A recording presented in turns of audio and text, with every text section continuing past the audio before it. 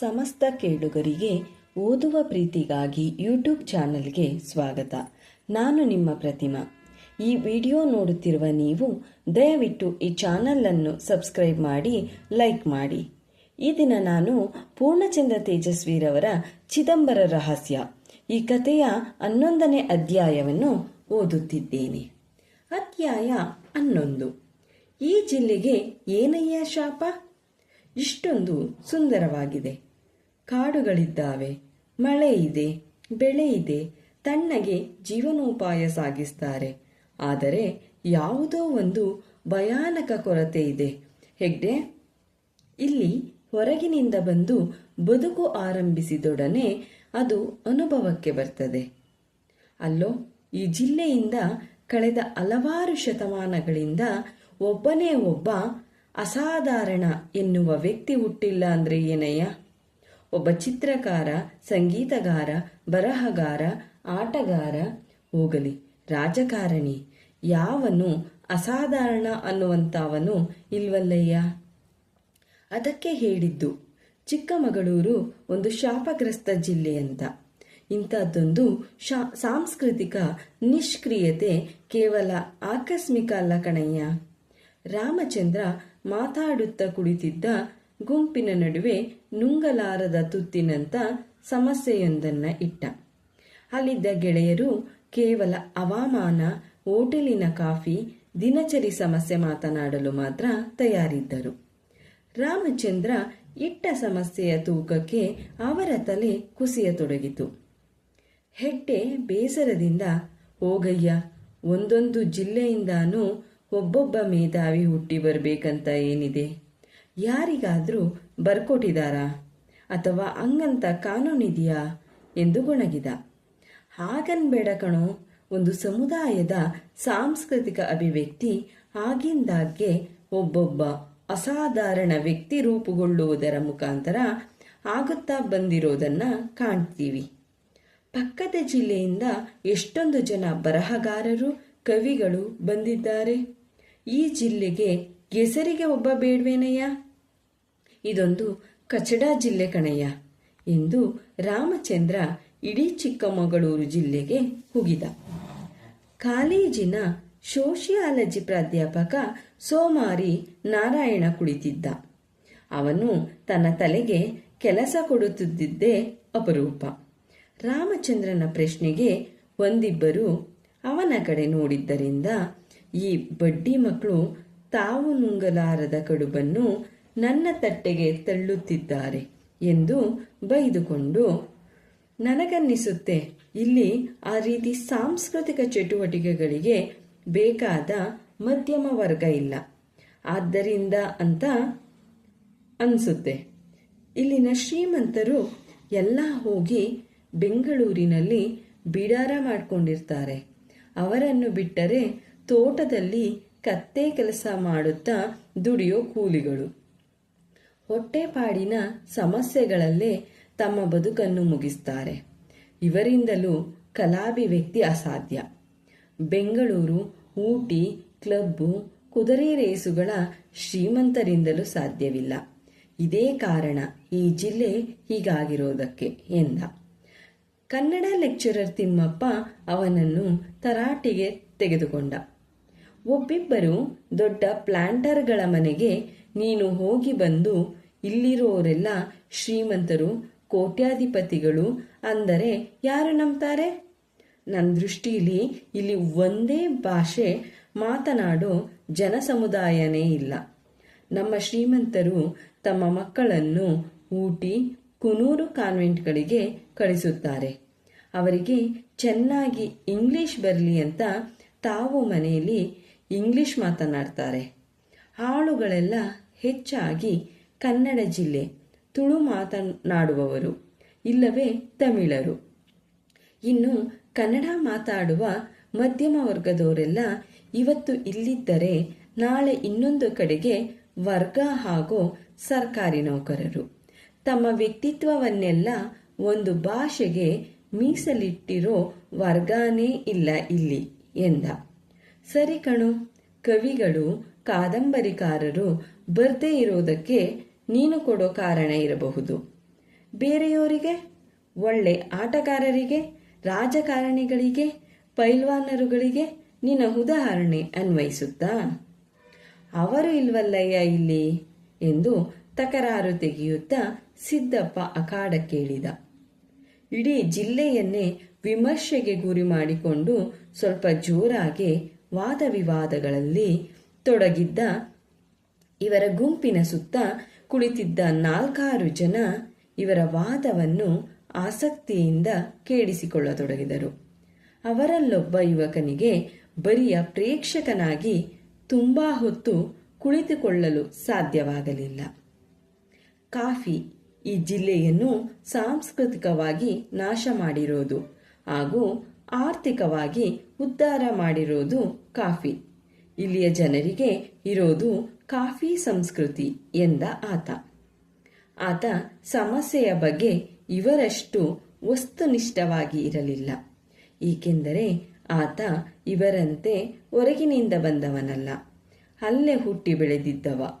ಈವರೆಗೂ ಇವರ ಮಾತುಗಳನ್ನು ಎಚ್ಚರದಿಂದ ಕೇಳಿದ್ದ. ಸುಮ್ಮನೆ ಕಾಫಿ ಮೇಲೆ ಎತ್ತಾಕಿದ್ರೆ ಏನ್ರಿ ಪ್ರಯೋಜನ? ಇವರು ಬೆಳಿತಿರಬಹುದು, ನಾವು ಕುಡಿತಿರಬಹುದು. ಕಾಫಿ ಒಂದು ಸಂಸ್ಕೃತಿಗೆ ಏನು ಮಾಡುತ್ತೆ? ಸುಮ್ಮನೆ ಕಣ್ಣಿಗೆ ಕಂಡದ್ನೆಲ್ಲ ನಾವು ಕಾರಣ ಅನ್ನಬಾರದು ಎಂದು ಸಿದ್ದಪ್ಪ ಅವಾಜ್ಞೆಯ ಧ್ವನಿಯಲ್ಲಿ ಉತ್ತರಿಸಿ ಆ ಹುಡುಗನಿಗೆ ರೇಗಿಸಿದ. ಆ ಯುವಕನಿಗೆ ಅಭಿಮಾನಭಂಗವಾದಂತಾಗಿ, ಸುಮ್ಮನೆ ಇರಿ ಸರ್, ಅವೆಲ್ಲ ಹೇಳಿದರೆ ಕೇಳೋನಲ್ಲ ನಾನು. ಇದರ ಬಗ್ಗೆ ನನಗೆ ಗೊತ್ತಿರೋ ಅಷ್ಟು ನಿಮಗೆ ಗೊತ್ತಿರೋದಿಲ್ಲ, ತಿಳ್ಕೊಳ್ಳಿ. ನಿನ್ನೆ ಮೊನ್ನೆ ಇಲ್ಲಿಗೆ ವರ್ಗ ಆಗಿ ಬಂದಿರೋರು ನೀವು. ತಮ್ಮ ಮಕ್ಕಳಿಗೆ ಸೂಟು ಬೂಟು ಹಾಕೋದನ್ನ ಕಲಿಸೋದಕ್ಕೆ, ಸ್ಟೈಲಿಶ್ ಇಂಗ್ಲಿಷ್ ಮಾತನಾಡಿಸೋದಕ್ಕೆ ಈ ಪ್ಲಾಂಟರ್ಗಳು ಎಷ್ಟು ಹಣ ಸುರಿತಾರೆ ನನಗೆ ಗೊತ್ತು. ಫೋರ್ಕು ಚಾಕು ಇಟ್ಕೊಂಡು ಊಟದ ಸರ್ಕಸ್ ಮಾಡೋದಕ್ಕೆ ಎಷ್ಟು ತೊಂದರೆ ತಗೋತಾರೆ ಗೊತ್ತಾ ನಿಮಗೆ? ಇವತ್ತು ಕಾರಿಟ್ಕೊಂಡು ಹ್ಯಾಟ್ ಹಾಕಿಕೊಂಡು ಅಣ್ಣಾತೆ ಥರ ಇರದೇ ಇರೋನ ಮನುಷ್ಯನಲ್ಲ ಅಂತ ಅನುಕೂಲವಿಲ್ಲದವನು ಇವತ್ತು ತನಗೆ ಕಾರಿಲ್ಲಂತ ಕೊರಗುತ್ತಾ ಶ್ರೀಮಂತ ಬಂಧುಗಳ ಕಣ್ಣಿಗೆ ಬೀಳದ ಹಾಗೆ ಕದ್ದು ಬಸ್ಸಿಗೆ ಕಾಯುತ್ತಾ ಕೂರಬೇಕಾಗಿದೆ. ಇವೆಲ್ಲ ಗೊತ್ತಾಗುತ್ತಾ ಸರ್? ಕಾಫಿ ಕಲ್ಚರ್ ಅಂದಿದ್ದು ನಾನು ಇದನ್ನೇ. ಯುರೋಪಿಯನ್ನರಿಂದ ಕಾಫಿನೂ ಕಾಫಿ ತೋಟನೂ ಇವರಿಗೆ ಸಿಕ್ಕಿದ್ದು.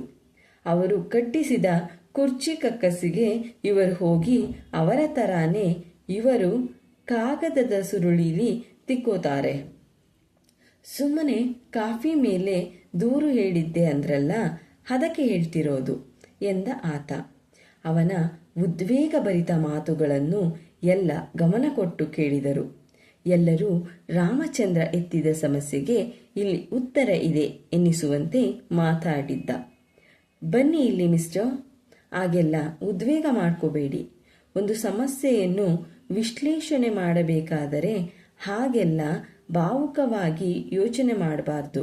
ಬನ್ನಿ ಇಲ್ಲಿ ಎಂದು ಪಕ್ಕದ ಕುರ್ಚಿಗೆ ರಾಮಚಂದ್ರ ಕರೆದ. ಅವನ ಹೆಸರು ಇತ್ಯಾದಿಗಳನ್ನು ಕೇಳಿದ. ಆತನ ಹೆಸರು ಸಮೀರ, ಬೂದಿಕಾನು ಎಸ್ಟೇಟಿನ ಜಾಣೇಗೌಡರ ಮಗ. ಬೆಂಗಳೂರು ವಿಶ್ವವಿದ್ಯಾಲಯದ ಚರಿತ್ರೆ MA ಪದವೀಧರ. ರಾಮಚಂದ್ರ ಅವನಿಗೆ, ನೋಡಿ ಸಮೀರ, ನೀವು ಹೇಳಿದ್ದರಲ್ಲಿ ಸತ್ಯ ಇಲ್ಲದೇ ಇಲ್ಲ. ನಾನು ಇಡೀ ಪ್ರಪಂಚ ಸುತ್ತಿದ್ದೀನಿ. ನೀವು ಹೇಳ್ತಿದ್ದೀರಲ್ಲ ಈ ಕಾಫಿ ಕಲ್ಚರ್ ಅಂತ, ಈ ಯುರೋಪಿಯನ್ನರನ್ನು ಅನುಕರಿಸೋ ಚಾಳಿ, ಇದು ಜಾಗತಿಕ ಸಂಗತಿ. ಆಧುನೀಕರಣ ಅಂದರೆ ಇವತ್ತು ಪಾಶ್ಚಿಮಾತ್ಯರ ಅನುಕರಣೆ. ಇದು ಬರೀ ನಿಮ್ಮ ಕೆಸರೂರಿಗೆ ಸಂಬಂಧಿಸಿದ ಕಾಯಿಲೆ ಅಂತ ಹೇಳೋಕ್ಕಾಗೋಲ್ಲ. ಬೆಂಗಳೂರಿಗೆ ಹೋದರೆ ಕನ್ನಡ ಮಾತಾಡೋರು ಎಷ್ಟು ಜನ ಕಣ್ಣಿಗೆ ಬೀಳ್ತಾರೆ? ಯುರೋಪ್ ಮಾದರಿಯ ಹೋಟೆಲುಗಳು ಎಷ್ಟಿವೆ ಯೋಚಿಸಿ.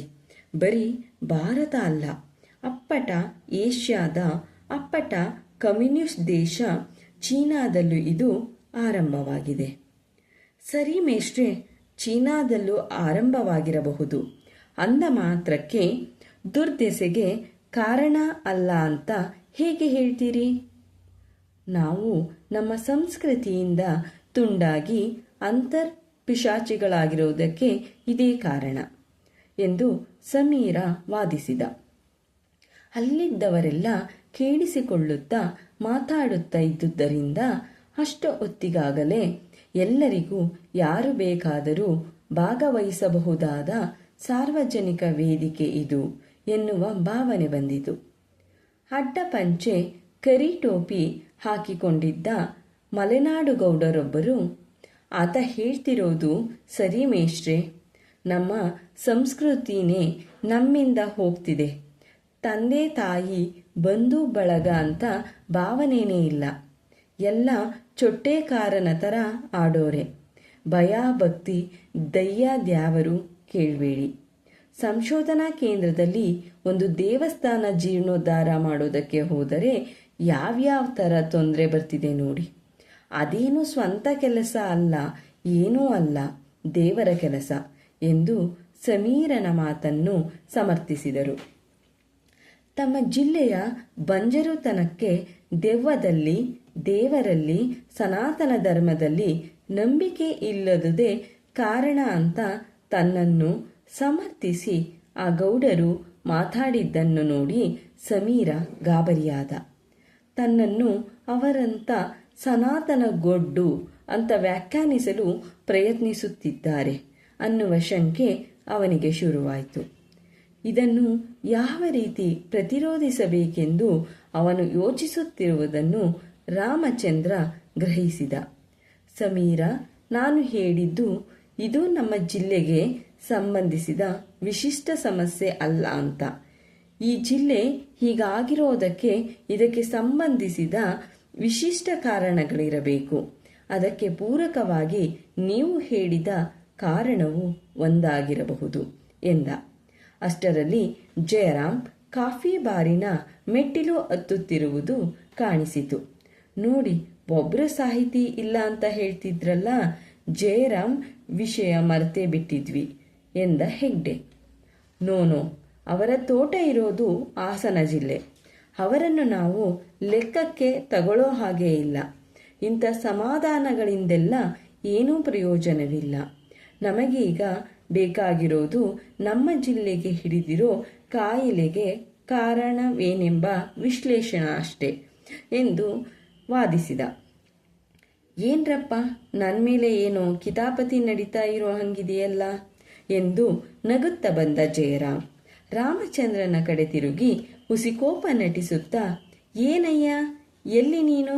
ವಿಚಾರವಾದಿಗಳ ಸಂಘ ಅಂತ ಅಚ್ಚಾಕಿ ನಮ್ಮನ್ನೆಲ್ಲ ಸಿಕ್ಕಿಸಿ ನೀನಿಲ್ಲಿ ತಣ್ಣಗೆ ಕೂತಿದ್ದೀಯಲ್ಲ ಎಂದು ಕೇಳಿದ. ಬೆಳಗಿನಿಂದ ಸಾಯಂಕಾಲದವರೆಗೆ ಆ ಹುಡುಗರ ತಲೆ ತಿಂದಿರ್ತೀನಿ. ಇನ್ನು ಯಾಕೆ ಸಾಯಂಕಾಲನೂ ಅದೇ ಶುರು ಮಾಡಲಿ ಅಂತ ಬರಲಿಲ್ಲಯ್ಯ. ಹೇಗಾಯ್ತು ಸಭೆ? ನಿನ್ನ ಶಿಷ್ಯರ ತರಲೆ ತಾಳೋಕ್ಕಾಗಲ್ಲ ಕಣಯ್ಯ. ಕೊವೂರ್ ದೆವ್ವ ಇದೆ ಅಂತ, ಮಂತ್ರಶಕ್ತಿ ಇದೆ ಅಂತ ಸಾಧಿಸಿದರೆ 1,00,000 ಕೊಡ್ತಾರಂತೆ ಅಂತ ಒಳ್ಳೆ ಹುಮ್ಮಸ್ಸಿನಲ್ಲಿರೋ ಹಾಗೆ ಕಾಣ್ತದೆ ಕಣೋ. ಏನ್ ಮಾಡಿದ್ರೋ ಮಹಾರಾಯ? ಆ ಸಂಶೋಧನಾ ಕೇಂದ್ರದ ಪಾಟೀಲರು ಮಂತ್ರ ತಂತ್ರ ಮಾಡ್ತಿದ್ದಾರೆ. ಸರ್ಕಾರಿ ಸಂಬಳದ ವಿಜ್ಞಾನಿ ಇದನ್ನೆಲ್ಲ ಮಾಡೋದು ಅಂದ್ರೇನು? ಇದೇ ಅವರ ತಕರಾರು.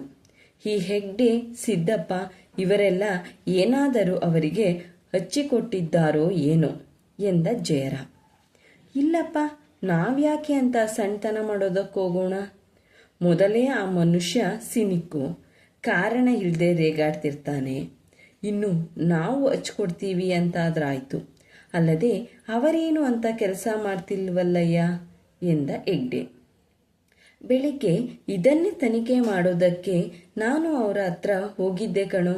ಎಲ್ಲ ವಿವರವಾಗಿ ಸ್ಪಷ್ಟಪಡಿಸಿದರು ಎಂದು ಅವರು ನೀಡಿದ ಸ್ಪಷ್ಟನೆಯನ್ನೆಲ್ಲ ರಾಮಚಂದ್ರನಿಗೆ ಸವಿವರವಾಗಿ ತಿಳಿಸಿದ. ಡಾಕ್ಟರ್ ಪಾಟೀಲರು ಚೇಡಿಗೆ ಮಂತ್ರಚಿಕಿತ್ಸೆ ಮಾಡ್ತಾರಂತೆ. ಒಂದು ಕಡ್ಡಿ ತಗೊಂಡು ಚೇಡು ಕಚ್ಚಿ ನೋವಾಗುತ್ತಿರುವವರಿಗೆ ಎಲ್ಲಿ ನೋವಾಗುತ್ತೋ ಅಲ್ಲಿ ಆ ಆಕಾರದಲ್ಲಿ ಕಡ್ಡಿಯಿಂದ ಬರಿತಾರಂತೆ. ನೋವು ಅಲ್ಲಿಂದ ಹಾಗೆ ಕಾಲಿನವರೆಗೆ ಇಳಿಯುತ್ತಾ ಬರುತ್ತೆ. ಇವರು ಕಡ್ಡಿಯಲ್ಲಿ ಅದು ಇಳಿದಂತೆಲ್ಲ ಬರಿತಾ ಬರಿತಾ ಬರ್ತಾರೆ. ಕೊನೆಗೆ ಅದು ಬೆರಳ ತುದಿಯಿಂದ ಹೊರಟು ಹೋಗ್ತದಂತೆ. ಅದರ ಬಗ್ಗೆ ಅವರಿಗೆ ನಂಬಿಕೆಯೂ ಇಲ್ಲ, ಶ್ರದ್ಧೆಯೂ ಇಲ್ಲ. ಅವರೂರಿನಲ್ಲಿ ಯಾವನೋ ಮಾಂತ್ರಿಕ ಹೀಗೆ ಮಾಡ್ತಿದ್ದಂತೆ. ಅದೊಂದು ಮೂಢನಂಬಿಕೆ ಅಂತ ಸಾಧಿಸೋಕೆ ಇವರು ಹಾಗೆ ಮಾಡಿದ್ರಂತೆ. ಅದು ಪರಿಣಾಮಕಾರಿ ಹಾಗೆ ಬಿಡ್ತು. ಈ ಚಿಕಿತ್ಸೆಗೆ ಆ ಮಾಂತ್ರಿಕ ಹೇಳೋ ಹಾಗೆ ದಯ್ಯ ದೇವರು ಅಗತ್ಯ ಏನೂ ಇಲ್ಲ ಅಂತೇನೋ ಸಾಧಿಸಿದ್ರು. ಆದರೆ ಚೇಳು ಕಚ್ಚಿದವರು ಚಿಕಿತ್ಸೆಗೆ ಇವರ ಹತ್ರ ಬರೋದಕ್ಕೆ ಶುರು ಮಾಡಿದರು. ಇಷ್ಟೇ ಅಲ್ಲ, ಕೆಸರೂರಿನಲ್ಲಿ ಇವರನ್ನು ಮಂತ್ರವಾದಿ ಅಂತ ತಿಳಿದುಕೊಂಡು ಹಾವು ಕಚ್ಚಿಸಿಕೊಂಡವರು, ದೆವ್ವ ಮೇಲೆ ಬರೋರು, ಮತಿಭ್ರಾಂತರು ಎಲ್ಲರನ್ನೂ ಕರೆದುಕೊಂಡು ಬರೋದಕ್ಕೆ ಶುರು ಮಾಡಿದರಂತೆ. ನಾನು ಯಾವ ಶಕ್ತಿ ಆರಾಧಕನೂ ಅಲ್ಲ, ಮಂತ್ರವಾದಿಯೂ ಅಲ್ಲ ಅಂತ ಅವರಿಗೆ ಹೇಳಿ ಕಳಿಸಬೇಕಾದರೆ ಪಾಟೀಲರಿಗೆ ಸುಸ್ತಾಗಿ ಹೋಗುತ್ತದಂತೆ. ಎಲ್ಲಕ್ಕಿಂತ ಅವರಿಗೆ ದಿಗಿಲು ಅಂದರೆ ಬಂದವರಿಗೆ ಏನಾದರೂ ಚಿಕಿತ್ಸೆ ಅಂತ ಮಾಡಿ ಕೊನೆಗೆ ಅದು ಪರಿಣಾಮಕಾರಿ ಆಗಿ ಹೋದರೆ ಏನಪ್ಪ ಗತಿ ಅಂತ. ತಾನೆಲ್ಲಿ ಈ ರೋಗಿಗಳ ದೆಸೆಯಿಂದಲೇ ಕೊನೆಗೆ ಕಡ್ಡಾಯವಾಗಿ ಮಾಂತ್ರಿಕನಾಗಬೇಕಾಗುತ್ತದೋ ಅಂತ ಎಂದು ಬೆಳಿಗ್ಗೆ ಪಾಟೀಲರೊಡನೆ ನಡೆಸಿದ ಸಂಭಾಷಣೆಯ ಸಾರಾಂಶ ಹೇಳಿದ. ಅದಕ್ಕೆ ಸಿದ್ದಪ್ಪ ಹೆಗ್ಡೆ ಹೌದೆಂದು ತಲೆಯಾಡಿಸಿದರು. ಏನಯ್ಯ ಮಾಡೋದು ವಿಚಾರವಾದಿ, ಇಂಥ ಸಂದರ್ಭದಲ್ಲಿ ಯಾವ ಥರ ಧೋರಣೆ ಅನುಸರಿಸಬೇಕು ಅನ್ನೋದು ನನಗೆ ಒಳೆಯೋದೇ ಇಲ್ಲ. ಯಾಕೆನ್ನು ಪಾಟೀಲರಿಗೆ ನಂಬಿಕೆ ಇಲ್ಲದಿರಬಹುದು. ಅವರು 4 ಜನಕ್ಕೆ ಗುಣ ಮಾಡಿದರೆ ಅವರಿಗೆ ಮೂಢನಂಬಿಕೆ ಬರ್ತದೋ ಇಲ್ವೋ. ಸಂಶೋಧನಾ ಕೇಂದ್ರದ ದೇವಸ್ಥಾನ ಬೇರೆ ಜೀರ್ಣೋದ್ಧಾರ ಮಾಡಿ ಗಲಾಟೆ ಶುರು ಮಾಡಿದಾರಂತೆ. ಈಗ ತಾನೇ ಒಬ್ಬರು ಮುದುಕರು ಈ ವಿಷಯ ಹೇಳ್ತಿದ್ರು ಎಂದು ರಾಮಚಂದ್ರ ಜಯರಾಮ್ಗೆ ಧರ್ಮ ಸೂಕ್ಷ್ಮ ವಿವರಿಸಿದ. ಇಲ್ಲಪ್ಪ, ಪಾಟೀಲರು ದೇವಸ್ಥಾನದ ಜೀರ್ಣೋದ್ಧಾರ ಇವಕ್ಕೆಲ್ಲ ಬದ್ಧ ವಿರೋಧಿಗಳು. ಒಂದೇ ಒಂದು ದಿನ ಅವರು ಆ ದೇವಸ್ಥಾನದ ಹತ್ರ ಸುಳಿದಿಲ್ಲ. ಹಾಗಾಗಿ ಈಗ ಸಂಶೋಧನಾ ಕೇಂದ್ರದ ಸನಾತನಿಗಳೆಲ್ಲ ಅವರ ಮೇಲೆ ಕತ್ತಿ ಮಸಿತಿದ್ದಾರೆ. ಹೆಗ್ಡೆ ಬೇಗ ಬೇಗ ಪಾಟೀಲರ ಮೇಲಿನ ತಪ್ಪು ತಿಳುವಳಿಕೆ ನಿವಾರಿಸಿದ. ಹೊರಗಡೆ ಕತ್ತಲಾಗಿತ್ತು. ವಿಶ್ವಭವನದ ಮುಂದೆ ಒಂದು ಜೀಪು ನಿಂತಿದ್ದನ್ನು ಯಾರೂ ಗಮನಿಸಲಿಲ್ಲ. ಒಬ್ಬ ಆಳು ಜೀಪಿನಿಂದ ಹಿಡಿದು ಬಂದು ಹೋಟೆಲಿನ ಒಳಗೆ ಅತ್ತಿತ್ತ ನೋಡಿ ಕೌಂಟರ್ನಲ್ಲಿದ್ದಾತನನ್ನು, ಇಲ್ಲಿ ಡಾಕ್ಟರ್ ರಾಮಚಂದ್ರ ಅಂದರೆ ಯಾರು ಎಂದು ಕೇಳುತ್ತಿದ್ದುದು ಮಾತಾಡುತ್ತಾ ಕುಳಿತಿದ್ದವರಿಗೆ ಕೇಳಿಸಿತು. ರಾಮಚಂದ್ರ ಆತ ಯಾರೆಂದು ಕತ್ತೆತ್ತಿ ನೋಡಿದಾಗ ಕ್ಯಾಶಿಯರ್ ಅವನಿಗೆ ಇವರತ್ತ ಕೈ ತೋರಿಸಿ ಕಳಿಸುತ್ತಿದ್ದುದು ಕಂಡಿತು. ಆತ ಬಂದು, ನಮ್ಮ ಗೌಡ್ರು ನಿಮ್ಮತ್ರ ಮಾತನಾಡಬೇಕಂತೆ, ಕರೀತಿದ್ದಾರೆ ಎಂದ. ಯಾರಪ್ಪ ಎಂದ ರಾಮಚಂದ್ರ. ಗೌಡ್ರು, ಮಂಡಿ ಮರ್ಚೆಂಟ್ ಕೃಷ್ಣೇಗೌಡ್ರು. ರಾಮಚಂದ್ರ ಎದ್ದು ಅವನೊಡನೆ ಹೊರ ನಡೆದ. ಹೊರಗೆ ಕೃಷ್ಣೇಗೌಡ ಜೀಪಿನಲ್ಲಿ ಕಾಯುತ್ತಿದ್ದವ. ರಾಮಚಂದ್ರ ಬಂದೊಡನೆ ಇಳಿದು ವಿನಯದಿಂದ, ಒಂದು ವಿಷಯ ನಿಮ್ಮ ಹತ್ತಿರ ಹೇಳೋದಿತ್ತು ಸರ್ ಎಂದು ಹೇಳಿದ. ಸೂಕ್ಷ್ಮ ವಿಷಯ. 1 ನಿಮಿಷ ಜೀಪಿನಲ್ಲಿ ಬಂದರೆ ದೂರದಲ್ಲೆಲ್ಲಾದರೂ ಮಾತನಾಡಬಹುದು. ಮತ್ತೆ ತಂದು ಇಲ್ಲೇ ಬಿಡ್ತೀನಿ ಎಂದು ಕೇಳಿಕೊಂಡ. ರಾಮಚಂದ್ರನಿಗೆ ಏನೋ ಗಂಭೀರವಾದ ವಿಷಯ ಎನಿಸಿ ಜೀಪ್ ಹತ್ತಿದ. ಕೃಷ್ಣೇಗೌಡ ಹಾಳಿಗೆ ನೀನಿಲ್ಲೇ ಇರು, ಈಗ ಬರ್ತೀನಿ ಎಂದು ಹೇಳಿ ಜೀಪ್ ಸ್ಟಾರ್ಟ್ ಮಾಡಿದ. ಜೀಪು ಕೆಸರೂರಿನ ಹೊರವಲಯಕ್ಕೆ ಬಂತು. ನಿಮ್ಮಿಂದ ಒಂದು ಸಹಾಯ ಆಗಬೇಕು ಮೇಷ್ಟ್ರೆ ಎಂದು ಕೃಷ್ಣೇಗೌಡ ಹೇಳಿದ. ಏನದು? ರಾಮಚಂದ್ರ ಚಕಿತನಾದ. ನಮ್ಮ ಮನೆ ಮೇಲೆ ಈಗೊಂದೆರಡು ದಿನದಿಂದ ಕಲ್ಲು ಬೀಳ್ತಿದ್ದಾವೆ. ಮೊನ್ನೆ ಒಬ್ಬ ಹುಡುಗನನ್ನು ನಮ್ಮ ತೋಟದ ಆಳುಗಳು ಹಿಡಿದುಕೊಂಡಿದ್ದರು. ಅವನ ಸ್ನೇಹಿತರೆಲ್ಲ ಬಂದು ಹುಡುಗನನ್ನು ಆಳುಗಳಿಗೆ ಹೊಡೆದರಂತೆ. ನಾನು ಜಗಳ ನಿಲ್ಲಿಸಿ ಕೇಳಿದಾಗ ನಾವಲ್ಲ, ನಾವು ಕಾಲೇಜ್ ವಿದ್ಯಾರ್ಥಿಗಳು ಅಂದರು. ಕಾಲೇಜು ಹುಡುಗರು ಅಂತ ತಿಳಿದ ಮೇಲೆ ನಾನು ಎಲ್ಲರಿಗೂ ಸಮಾಧಾನ ಹೇಳಿ ಕಳಿಸಿದೆ. ಅದರ ಕೋಪಕ್ಕೋ ಏನೋ ಇವತ್ತು ಕಲ್ಲೆಸೆದಿದ್ದಾರೆ. ನನ್ನ ಮನೆಯಲ್ಲಿ ನನ್ನ ಹೆಂಡತಿ ಮಕ್ಕಳು ಇಬ್ಬರೇ ಇರ್ತಾರೆ. ಯಾಕೆ ಕಲ್ಲು ಹೊಡಿತಾರಂತ ನಿಮ್ಮನುಮಾನ ಗೌಡರೇ? ಅವರು ಯಾರಂತ ಏನಾದರೂ ಗೊತ್ತಿದೆಯೇ? ನನ್ನ ವಿದ್ಯಾರ್ಥಿಗಳು ಅಂದರೆ ತುಂಬ ಜನ ಇದಾರಲ್ಲ. ಯಾಕೆ ಅಂತ ಹೇಗೆ ಹೇಳಲಿ ಸರ್? ನನ್ನ ಮಗಳು ಒಂದು ತರಹದ ಹುಡುಗಿ. ಯಾವ ಹುಡುಗರ ಕಡೆ ನೋಡಿ ಏನು ನಕ್ಕಳು, ಯಾರಿಗೆ ಕಿಚಾಯಿಸಿದಳು. ಆ ವಯಸ್ಸು ಬರೀ ಕೀಟಲೆ ವಯಸ್ಸು. ಹುಡುಗರದ್ದು ಹುಡುಗಿಯರದ್ದು ಈ ಥರ ಲೇವಡಿ ಚುಡಾಯಿಸೋದು ಇದ್ದಿದ್ದೆ. ಆದರೆ ಮನೆಯ ಮೇಲೆ ಕಲ್ಲು ಎಸೆಯುವವರೆಗೆ ಹೋಗಬಾರ್ದು ಸರ್. ಯಾರು ನಿಮ್ಮ ಮಗಳು?